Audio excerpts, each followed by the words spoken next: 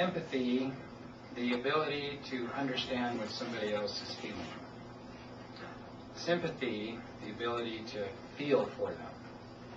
Now, as many of you know, I am a physician, and I first started practicing medicine when I was 29 years old. That's when I finished my training and was seeing patients. Now, most of the people I was seeing were, as is typical of people that are ill, they were older. Most of them were over 70. And that's the same way it is today. But today I'm 59. Back when I was 29, my parents were younger than most of my patients. They were more like my grandparents. And, quite honestly, I feel that I have sort of witnessed an evolution in how I respond to people.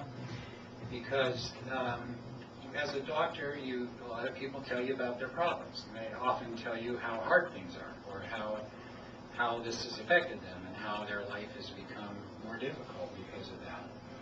I think when I was younger, I would basically go through the motion of sympathizing and empathizing, and would agree that that sounded bad or whatever.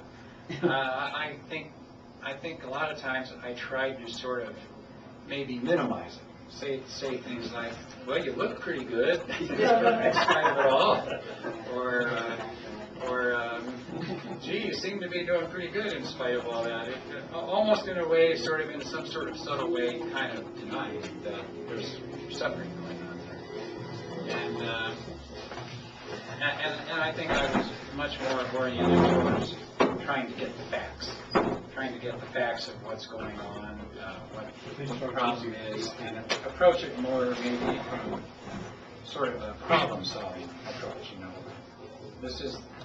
Let's figure out what your problem is so we can figure out something to do for it.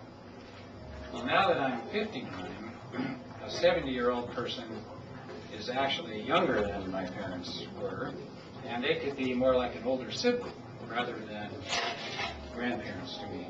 And I, as most of us have experienced as time goes on, I have had my own health issues.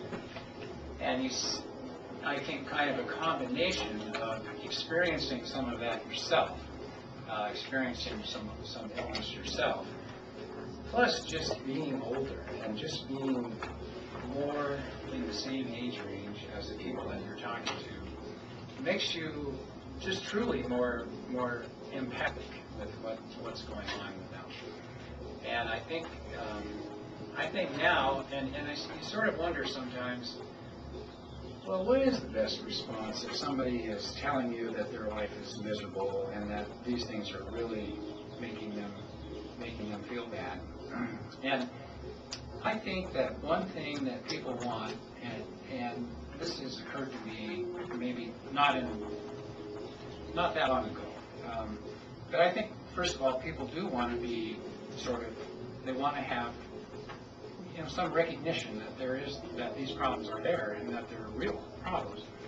But I think the other thing is people don't want to feel like that distinguishes them from the rest of humanity, that they're now like lepers, and it's always sort of bothered me, like people that have diabetes are referred to as diabetics, not a person with diabetes. And I never liked that because it makes it sound like they're another species. You're no longer part of the human race. You're now diabetic.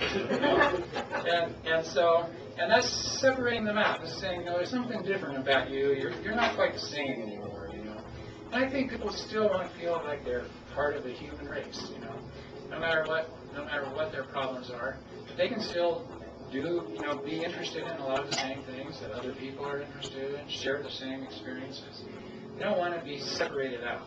But on the other hand, that's also a problem because you can't pretend like you don't have a problem. So it's kind of accepting that this is a health problem. It doesn't make you different than the rest of humanity. And probably realizing that lots of people have some kind of health issue actually makes it easier for everybody, really. I mean, the person realizes that, and I suppose as you get older, as you get to be, up in years, and you see you have a lot of people you know die, and many people you know have health problems. It just makes it easier to sort of not feel so different. I think it's because it's become a more normal experience. And as we go through life, our peer group is no longer completely free of any kind of physical problem, and then it's probably easier for individuals to just feel more comfortable with it. And I think as doctors get older, I think they feel more comfortable with it too. That's all I have to say about empathy and sympathy.